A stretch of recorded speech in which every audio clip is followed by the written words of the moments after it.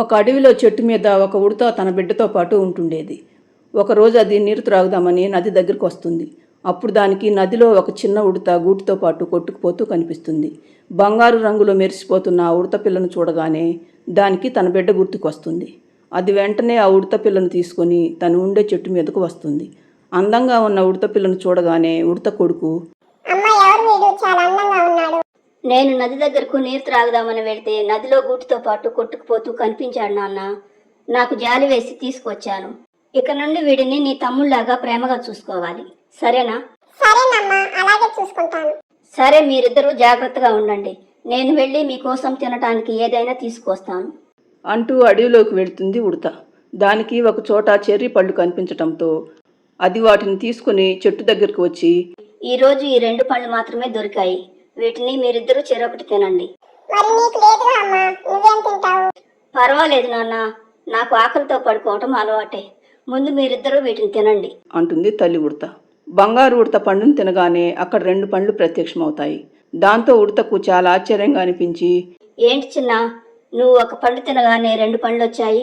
ఎప్పుడు అంతేనమ్మా, నేనేదైనా తింటే దానికి రెట్టింపు మళ్ళీ వస్తుంది అంటుంది బంగారు ఉడత. దాంతో ఉడతకు చాలా సంతోషంగా అనిపిస్తుంది. అయితే ఇక నుండి నేను ఆహారం కోసం పెద్దగా కష్టపడవలసిన పని లేదు. కొద్దిగా ఆహారం సంపాదించినా అదే రెట్టింపు అవుతూ ఉంటుంది అనుకుంటుంది ఉడత. కానీ ఇదంతా పక్కనే ఉన్న మరొక చెట్టు మీద ఉన్న 2 తుని పిచ్చుకలు చూస్తాయి. ఉడతను చూస్తే వాటికి చాలా అసూయగా అనిపిస్తుంది. ఎలాగైనా బంగారు ఉడతను తమ దగ్గరికి తెచ్చుకోవాలని అనుకుంటాయి తుని పిచ్చుకలు. మరుసటి రోజు అవి 2 పక్షులకు రాజైన గ్రద్ద ఉంటున్న యాపిల్ చెట్టు మీదకు వెళ్ళి ఒక పండును తీసుకొచ్చి ఉడత ఉంటున్న చెట్టు క్రింద పెడతాయి. తరువాత ఏమీ జరగనట్లు గ్రద్ద దగ్గరికి వెళ్ళి, మహారాజా, మేము ఉంటున్న చెట్టు దగ్గర ఒక ఉడత ఉంది. అది మీరు లేనప్పుడు మీ చెట్టు దగ్గరకు వచ్చి యాపిల్ పండు దొంగిలించింది అని తుని పిచ్చుకలు చెప్పడంతో గ్రద్దకు చెప్పలేనంత కోపం వస్తుంది. ఏంటి, నా చెట్టు మీద పండును దొంగతనం చేసింది ఆ ఉడత? అలా చేస్తే నాకు కోపం వస్తుందని తెలియదా దానికి? పదండి వెళ్ళి చూద్దాం అంటూ గ్రద్ద తుని పిచ్చుకలతో కలిసి ఉడత ఉంటున్న చెట్టు దగ్గరికి వచ్చి చూసేసరికి దానికి అక్కడ ఒక యాపిల్ పండు కనిపించటంతో వెంటనే ఉడతతో, ఏ ఉడత, నువ్వు నా చెట్టు మీద ఉన్న పండునే దొంగతనం చేస్తావా? అలా చేస్తే నాకు కోపం వస్తుందని తెలియదా? అయ్యో మహారాజా, ఈ పండును నేను తీసుకురాలేదు. ఇది ఇక్కడికి ఎలా వచ్చిందో నాకు తెలియదు. కాదు మహారాజా, ఈ ఉడత అబద్ధం చెబుతుంది.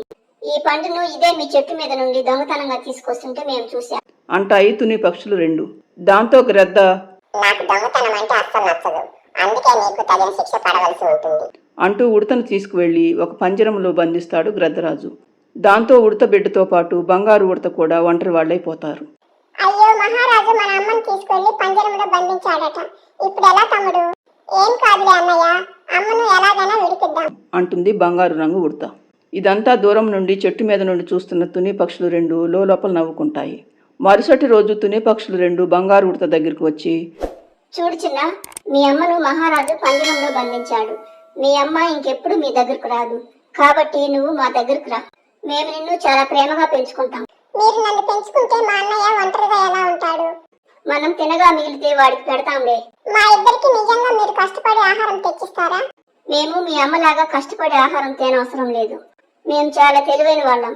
నిన్న గ్రద్ద మహారాజు చెట్టు మీద నుండి యాపిల్ పండు తెచ్చి మీ చెట్టు క్రింద పెట్టింది ఎవరనుకున్నావు? మేమే.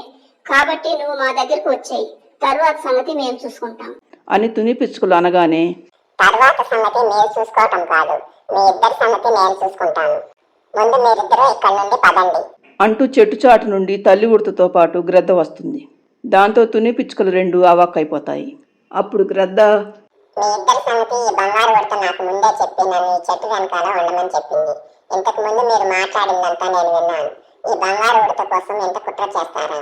అంటూ తుని పిచ్చుకల 2ంటిని తీసుకువెళ్లి పంజరంలో బంధిస్తాడు గ్రద్ద మహారాజు. తరువాత ఉడత బంగారు ఉడతతో పాటు తన బిడ్డతో పాటు సంతోషంగా ఉంటుంది. ఫ్రెండ్స్, ఈ స్టోరీ నచ్చితే లైక్ చేయండి, ఛానల్ను సబ్స్క్రైబ్ చేసుకోండి.